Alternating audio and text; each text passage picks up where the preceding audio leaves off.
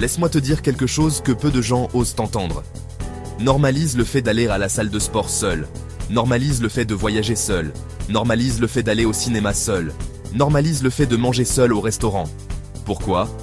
Parce que le jour où tu apprends à apprécier ta propre compagnie, tu deviens libre. La plupart des gens ont une peur viscérale d'être seuls.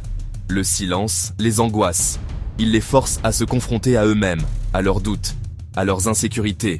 Mais les personnes les plus fortes, elles, recherchent cette solitude. Elles apprennent à y trouver non pas le vide, mais un espace pour se construire. Et cette différence fondamentale change absolument tout. Combien de rêves, de projets, d'idées géniales meurent chaque année dans le cimetière des bonnes intentions, simplement parce que quelqu'un attend. Attendre qu'un ami soit disponible pour aller à la salle de sport. Attendre le bon moment pour enfin écrire ce livre. Attendre la motivation. Cette étincelle magique qui ne vient jamais sur commande. Attendre l'approbation des autres, leur permission pour vivre ta propre vie. Et pendant ce temps, les jours deviennent des semaines, les semaines des mois, les mois des années. La vie passe, indifférente à tes attentes. Les personnes qui accomplissent des choses extraordinaires ont compris une vérité simple mais puissante. Si personne ne vient avec toi, si personne ne croit en ton projet, si tu es le seul à voir la destination, tu y vas quand même. Tu y vas seul. Parce qu'elles savent que la véritable croissance, la confiance en soi inébranlable, commence précisément là où le confort et la validation des autres s'arrêtent. C'est ton chemin. Marche. Aujourd'hui, être rare ne signifie pas être célèbre. Être rare signifie faire ce que peu de gens font.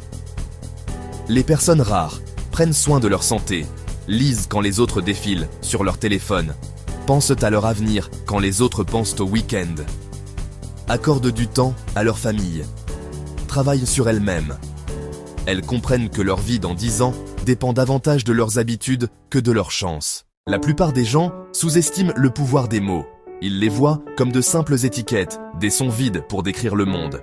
Mais la vérité, c'est que les mots ne décrivent pas seulement notre réalité. Ils la créent. Chaque mot que tu choisis est un coup de pinceau sur la toile de ta perception. Un vocabulaire pauvre peint une vie terne et sans relief. Un vocabulaire riche et précis peint un chef-d'œuvre. Observe la différence. Au lieu de dire « je l'aime bien », dis « je le trouve remarquable ». Le premier est passif, le second reconnaît l'excellence. Au lieu de dire « c'était bien », dis « c'était impressionnant ». Tu passes d'une simple approbation à une véritable émotion. Ne dis plus jamais « je dois le faire ». Cette phrase te place en victime de tes obligations. Dis plutôt « je choisis de le faire ». Tu reprends le contrôle. Tu transformes une corvée en une décision consciente. C'est un changement radical de perspective. Pourquoi ce changement est-il si crucial ? Parce que ton vocabulaire façonne ta manière de penser. Tu ne peux pas penser une idée si tu n'as pas les mots pour la formuler. Et ta manière de penser détermine tes actions, tes habitudes, et finalement, ta manière de vivre. Les mots sont les vêtements de tes idées. Des mots vagues et faibles habillent des pensées faibles.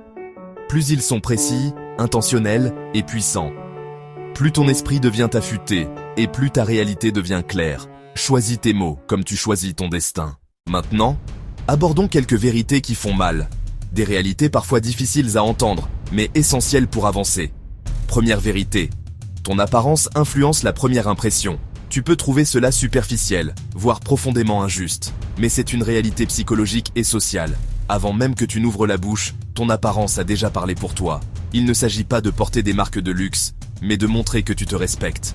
Prendre soin de toi, de ta présentation, c'est un signe de respect envers toi-même et envers les autres. C'est une communication non verbale qui dit « Je suis là et je prends cela au sérieux ».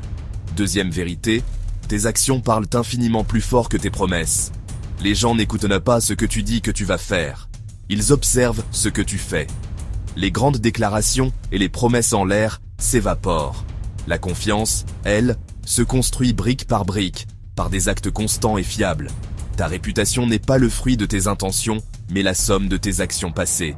Troisième vérité, tes valeurs te distinguent réellement.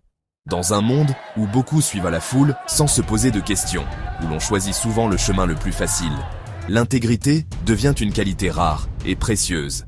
Avoir des principes et s'y tenir, même quand personne ne regarde, c'est ce qui te définit. C'est ton ancre dans la tempête.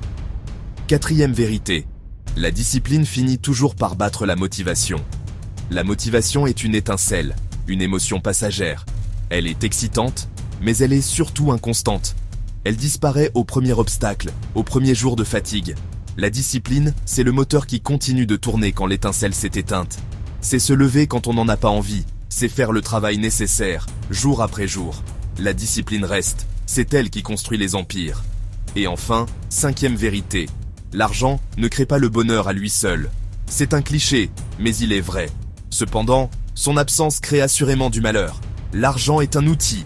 Il ne te donnera pas un but, mais il peut réduire le stress lié aux besoins fondamentaux et t'offrir davantage de choix.